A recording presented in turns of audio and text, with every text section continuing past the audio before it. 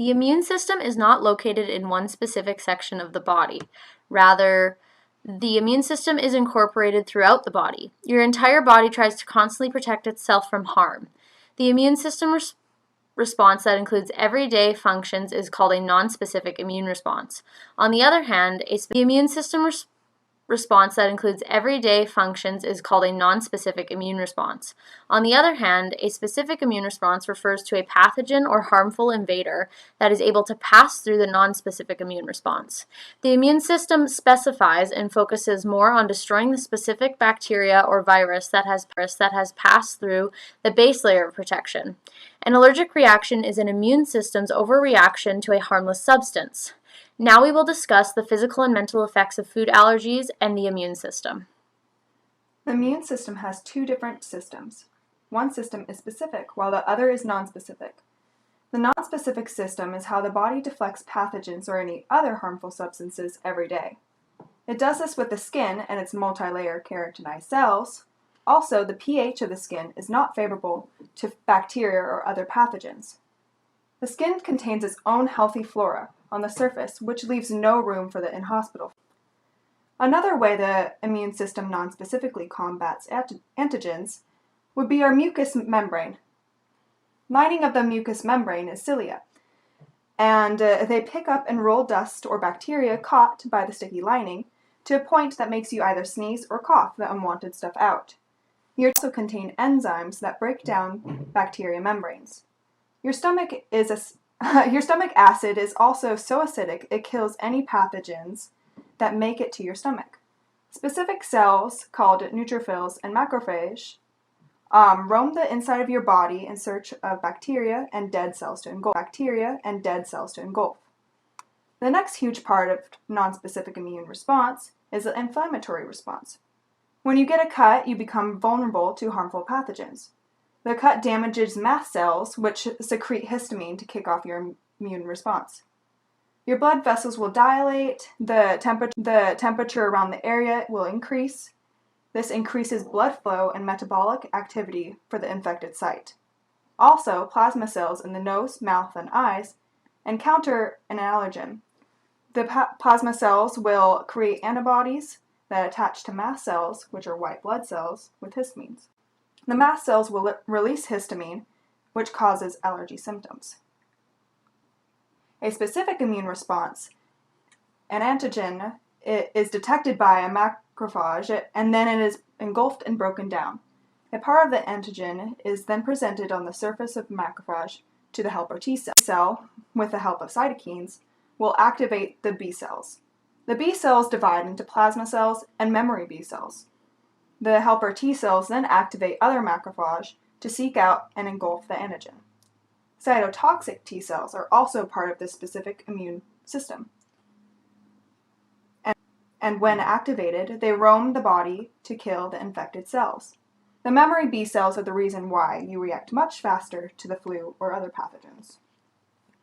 The main purpose of the immune system is to combat foreign pathogens and prevent pathogens from entering the body. When a pathogen enters the body, basis of the body, including the immune system, is disrupted. By destroying the pathogen, the immune system returns to a normal state of homeostasis and tries to maintain this balance through memory B cells that allow the body to easily fight off the same virus it once had. The immune system is very complex and interconnected within our bodies. Positive and negative feedback loops can both occur at the same time. For example, if the body were to become infected, it needs time to fight off the virus or bacteria. In order to do this, infected cells release pyrogens. Pyrogens alert the brain that body temperature needs to be increased. The increase in temperature slows the movement and spread of bacteria and viruses, which buys time for the body to fight off the invader. Although the increase in temperature is helpful for fighting off an invader, it affects homeostasis of the body. When the optimal range of body temperature is exceeded, other organ systems can become affected. If the pyrogens in body temperature are only being considered, they would form a positive feedback loop, since the pyrogens are constantly being released and therefore constantly increasing body temperature. When the immune system is fighting off bacteria, it can be considered a negative feedback loop. Now that we understand the physical effects of allergies, let us discuss the mental effects of allergies. Can and do significantly impact the quality of life of all parties directly impacted by the allergy. People with the allergy are likely to develop an eating disorder and often have anxiety issues surrounding food. People with non-IgE food allergies have a lower quality of life scores than people with IgE allergies. IgE allergies will kill immediately. Effects often regarding the ears, nose, and throat, and close off things. Breathe things. Non-IgE is a style that hurts the GI tract, i.e. upset stomach, diarrhea, and abdominal pain. Anxiety, alexithymia, depression, ADD, ADHD, and anorexia nervosa are more likely in patients with food allergies. Food allergies were not, however, associated with a higher likelihood of meeting diagnostic criteria for a psychiatric disorder. The unique constellation of adolescents' increased symptoms of psychopathology in the context of food allergy likely reflects an adaptive increase in vigilance rather than a cohesive syndrome of psychopathology. Support and guidance from healthcare providers is needed to help adolescents with food allergies and their caregivers achieve an optimal balance between necessary vigilance and hypervigilance and unnecessary restriction. Anxiety treatments for parents of children with life-threatening allergies have been found. In one study, mothers who underwent cognitive behavioral therapy, or CBT, improved the quality of life for their children as well.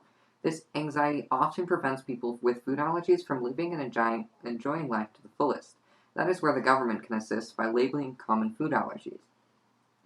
While there is no global framework for allergen labeling, it's a multi-governmental body that provides its member countries with guidelines for how food allergens should be labeled on products. In 1963, the World Health Organization and the Food and Agricultural Organization collaborated to form the Codex Alimentarius Commission, or the Codex. Codex's mission is to protect the health of consumers and promote fair practice, and is recognized as the international organization that provides food safety standards. As of May of 2018, 188 countries and one organization, the European Union, are members of the Codex. Codex developed the Codex General Standard for the labeling of prepackaged foods, or the Standard. The Standard lists peanuts, tree nuts, soybeans, milk, eggs, fish, crustaceans, cereals containing glutens, and sulfites in concentrations of more than 10 milligrams per kilogram as the ingredients foods manufacturers should declare on labels. Interestingly enough, Northern Ireland labels more than this with 14 allergens, the US labels 8, and Australia labels 10. While we attempt to mitigate the effects of the already existing allergies through this standard, we must consider where allergies come from. One popular theory is the 5 Ds: dry skin, diet, dogs, dribble, or shared microbial exposure, and vitamin D are the most likely reasons for the increase in allergies, and non-avoidance of potentially allergenic solid foods for children between 4 and 6 months is not yet necessary or advised. This is currently recommended by the National Institute of Health. The other theory is to avoid all possible allergens until such time that a child can be tested for those allergies. This avoidance consumption of the allergen, but rather also environmental exposure and familial consumption in the proximity of the child. 4 to 8% of children in Australia have a food allergy, and 1 to 4% of adults in Australia also have a food allergy. It is estimated that 15 million people in the United States have a food allergy, 9 million adults and 6 million children. This number equates to 4% of adults and 8% of children. Fair Health, a national and independent nonprofit, recently examined the amount of private healthcare insurance claims made for food allergies. Its results indicated anaphylactic reactions in the United States increasing by an astounding 377% from 2007 to 2016. Specifically, peanuts and tree nuts were the guiltiest culprits, with reactions increasing by 445 and 603% respectively. American children also experienced increases in food allergies. From 1997 to 2011, the prevalence of food allergy in children increased 50%, and between 1997 and 2008, the prevalence of peanut or tree nut allergies appeared to have more than tripled.